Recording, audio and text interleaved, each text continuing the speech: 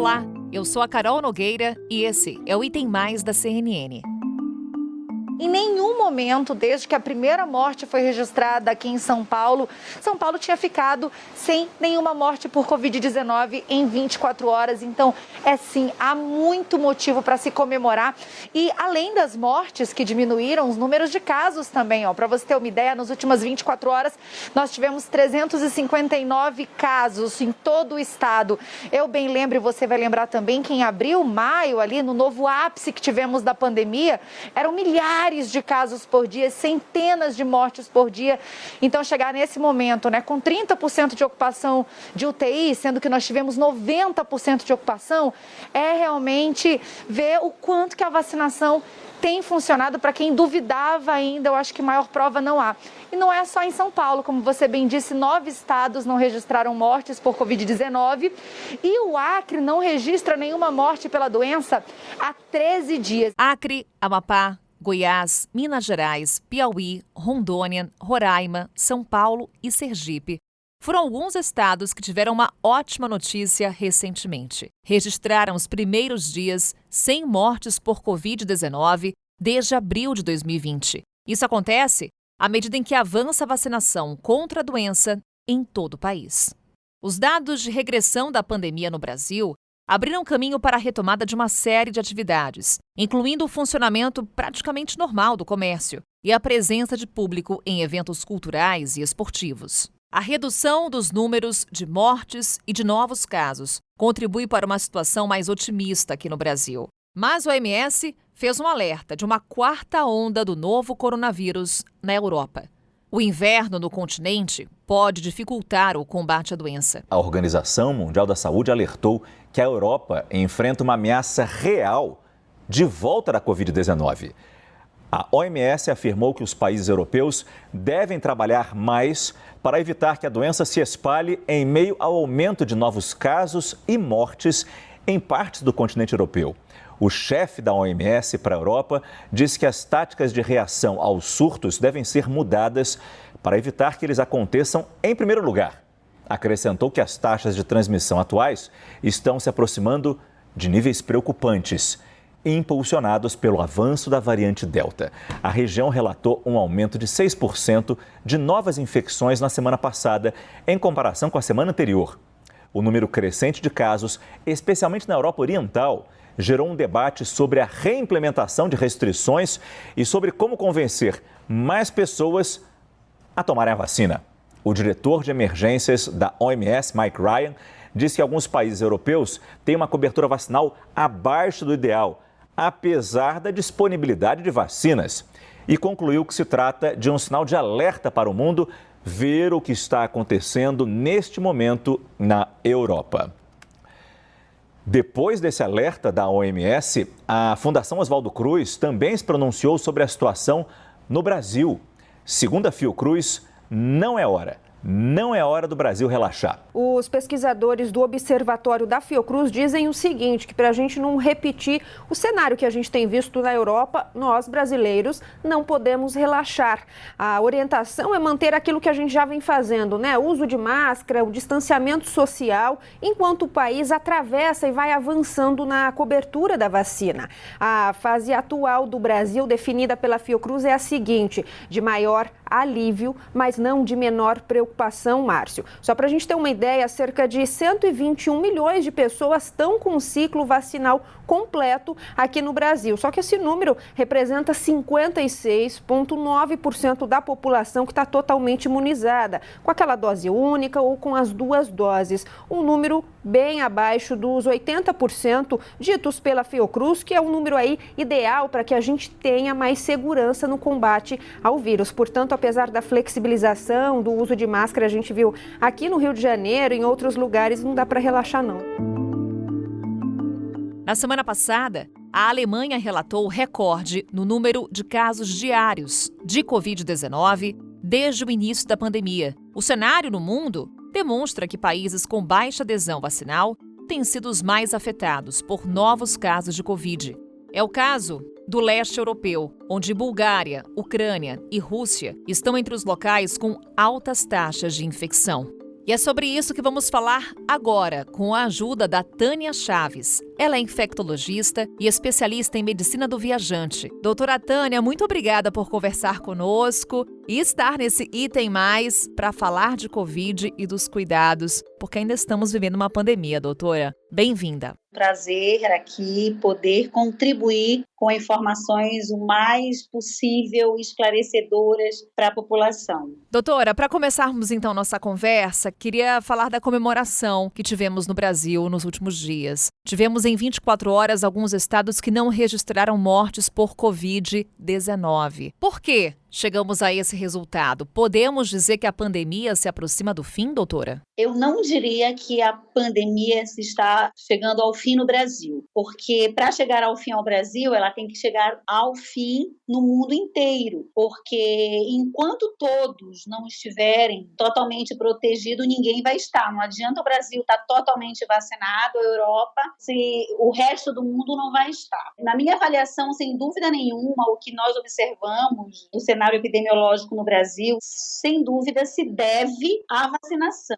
Eu acho que é um motivo para nós comemorarmos e só ratificarmos de que a vacinação, eu falo sempre, é uma das maiores e melhores estratégias em saúde pública para controlar a circulação de agentes, principalmente os agentes virais, os vírus respiratórios que têm um impacto importante no convívio social. Nós estamos com uma taxa de cobertura, mesmo contando com os não vacinados, que se aproximam um pouco mais de 80%, e os totalmente vacinados ainda não está em 60%. E esse meu ainda, ele não é negativo, mas ele é preocupante, porque nós precisamos, o que os estudiosos, os epidemiologistas, em modelos matemáticos apontam, é que nós precisamos ter entre 80% e 85% para a gente ter uma garantia de segurança e até ventilarmos alguns cenários de eventos de massa, como, por exemplo, o carnaval. Então, não basta nós, como profissionais médicos, pesquisadores, professores, nós ainda não estamos plenos com esses 59% aí de vacinados. E lembrando que nós temos aí 17%,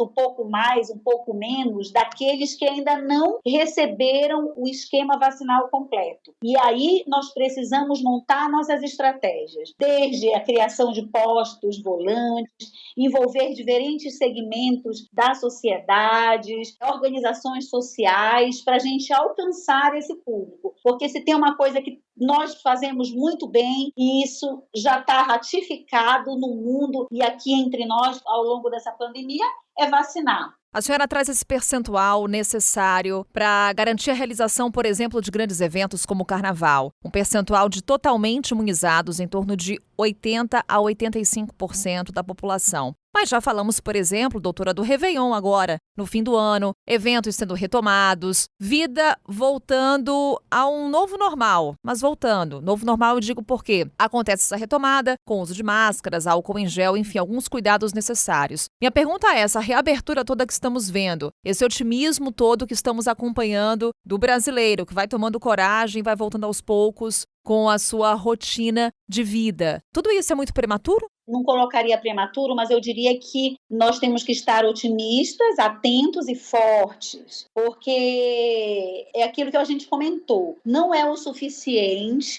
nós sabemos que nós avançamos, nós precisamos avançar mais, e o que me preocupa é como essa informação chega de que nós avançamos na vacinação e parece que as pessoas entendem que a gente já pode tirar algumas outras medidas, como a máscara, por exemplo, que inúmeros estudos apontam de fato o papel importante como barreira na transmissão e no controle da doença, da Covid. Então, eu acho que isso tem que ser feito com muita parcimônia, com dados sendo analisados diariamente. Nós vimos ao longo dessa pandemia que o que se falava à tarde, de manhã, no final do dia já era uma outra coisa, já se tinha uma outra avaliação daquela afirmação. Você lembra que para o uso de máscaras, inicialmente, não se deveria usar, a só profissional da saúde, evoluímos para máscaras de tecido e agora nós utilizamos máscaras cirúrgicas mesmo no nosso dia a dia, nos nossos deslocamentos. Então, eu alerto a população que tomem, que mantenham os seus cuidados, além de já ter vacinado. A gente sabe que a vacina protege das formas graves e da morte. Mesmo vacinado, eu posso ter Covid. E tendo Covid, eu posso transmitir. Posso ter Covid de uma forma menos grave, mas mesmo assim eu posso transmitir. Então, essas medidas do uso do álcool gel, da higienização das mãos, de não coçar os olhos, né, de usar sempre máscara, são fundamentais e vamos dizer assim, vão dar robustez, vão reforçar, com certeza, os resultados que nós já estamos vendo da vacinação. Doutora, a senhora trouxe alguns exemplos do início da pandemia, como nos comportávamos com relação à doença. Aqui no Brasil, nós olhávamos muito para a Europa. Normalmente o que acontecia na Europa, depois de um tempo, acontecia por aqui. Era como se fosse o nosso espelho, o nosso futuro. Hoje a Europa vive uma nova explosão de casos de Covid-19. Inclusive, a OMS trouxe o alerta de uma possível quarta onda da doença no continente. E o que está acontecendo lá, pode acontecer aqui? Então, isso culmina novamente com o que nós conversamos inicialmente. Nós podemos ter, vamos dizer, um menor impacto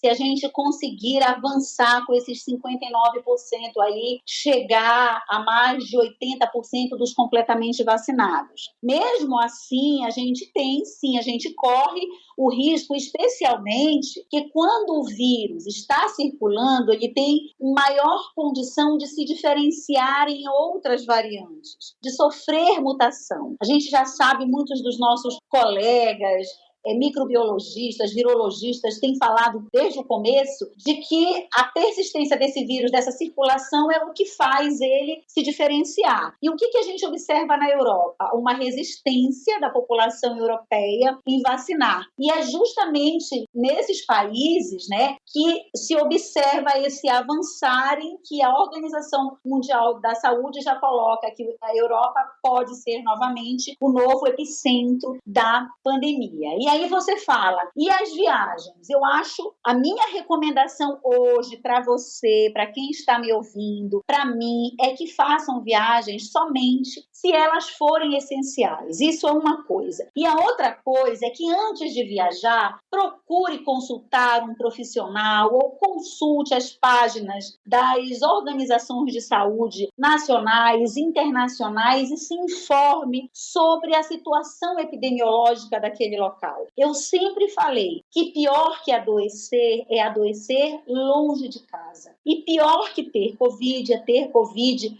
fora de casa, fora do seu país, onde você não tem o domínio total da língua daquele país que você está se dirigindo. Então, a minha recomendação ainda é de recuo, é de precaução e de muito alerta para esse momento de deslocamento e do desejo enorme que as pessoas estão e têm de viajar. A gente precisa ter um cenário que nos dê mais segurança, e isso que vai nos dar mais segurança é a não ocorrência de óbitos, é a não ocorrência de novos casos, é a não ocorrência de internações. São essas taxas ou esses indicadores que vão nos guiar sobre a retomada completa do que tanto o mundo deseja, que é a economia e que a vida precisa voltar de fato.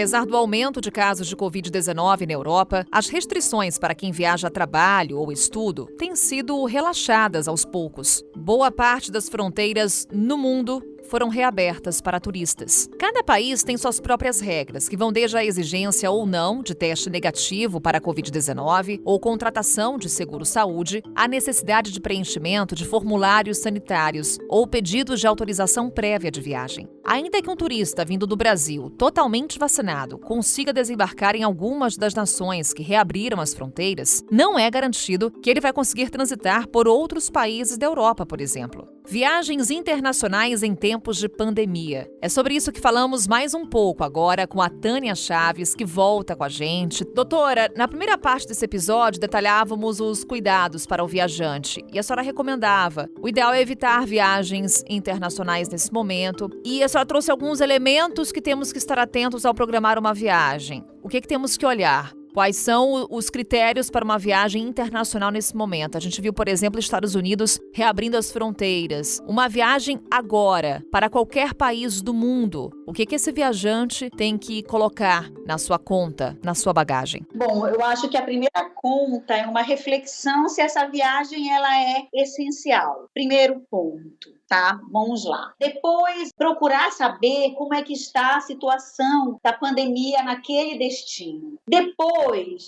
estar vacinado com a vacinação completa, com o esquema completo de vacinação. E um outro ponto importante é a persistência, a continuação da adesão das medidas de controle, né, para essa pandemia. Quais são?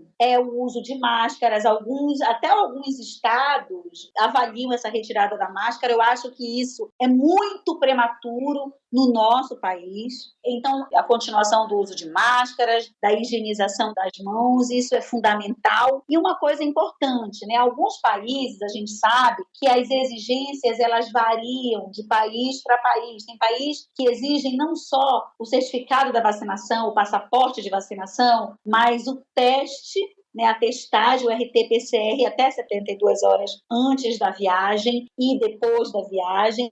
Então, estar atentos com essas informações, essas exigências ou essas diretrizes, essas regras desses países para que você possa fazer uma viagem tranquila, evitar aglomerações. Ainda não é hora, né? Não dá para aglomerar. É um vírus que tem uma capacidade muito grande, uma alta taxa de transmissibilidade. E um outro aspecto que eu falo do ponto de vista clínico é que nós não temos ainda a história natural dessa doença completamente entendida, né, compreendida. Então, esses aspectos todos que eu levantei, a gente deve considerar, pontuar, para tomar uma decisão de viajar no final do ano, por exemplo. Porque mesmo assim, com certeza, os aeroportos vão estar lotados e todas essas regras sanitárias, elas deverão ser seguidas nesses ambientes. Doutora, começamos a nossa conversa falando sobre o controle da pandemia. Mas a minha pergunta é, em que medida a reabertura de fronteiras, a circulação de turistas de várias partes do mundo, onde há circulação de variantes diferentes, pode comprometer o controle da pandemia de Covid-19? Falando, enfim, da pandemia, nós acreditamos que esse vírus, ele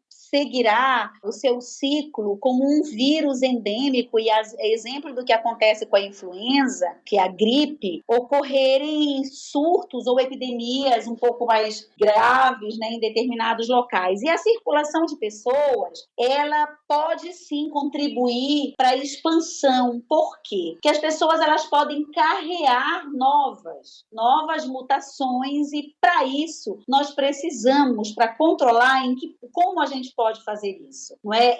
Nós fazermos a vigilância genômica, é nós fazermos uma vigilância laboratorial desses indivíduos que chegam, principalmente que chegam das áreas mais afetadas. Então, nós precisamos estar com a nossa rede de saúde, nosso sistema de saúde, não só assistencial, mas de diagnóstico laboratorial, a postos e com condições de dar resposta a essa vigilância, que é isso também que nós vamos, baseado nessas ações ou não, é que essa questão da limitação, do fechamento de fronteiras é o que vai ocorrer. Por que a maioria dos países fecharam as fronteiras para nós? Porque nós fomos durante muito tempo o epicentro, nós tínhamos o maior número de casos, o maior número de óbitos. Hoje, nós sabemos, o Brasil conta com 12% dos óbitos do mundo. O Brasil está ali nas estatísticas, é o responsável por isso. E isso é muito grave. E isso é um indicativo, sim, de um país adotar as suas medidas sanitárias de acordo com esses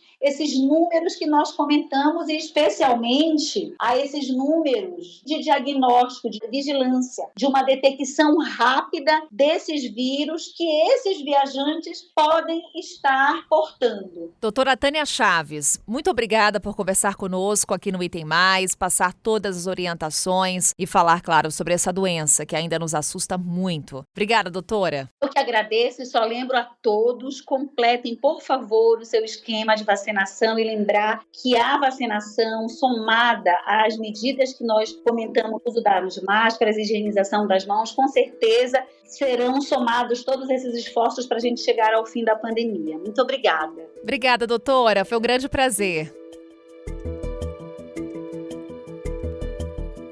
A gente reforça, assim como a doutora Tânia falou, vacine-se contra a Covid-19. Assim a gente se despede e voltamos a nos encontrar na terça-feira. Segunda-feira é feriado, não tem Item Mais. Então até lá.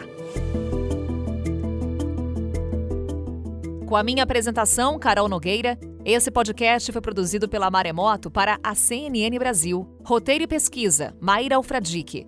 Pauta e produção, Danilo Santana. Edição e sonorização, Luan Alencar. Coordenação geral, Paula Weinberg. Coordenação de produto, Verônica Schneider. Coordenação editorial, Diego Toledo. Direção de jornalismo digital, Daniel Tosi. Você também pode ouvir o Item Mais no site da CNN Brasil. E aproveite para conhecer os nossos outros programas em áudio. Acesse cnnbrasil.com.br/podcasts.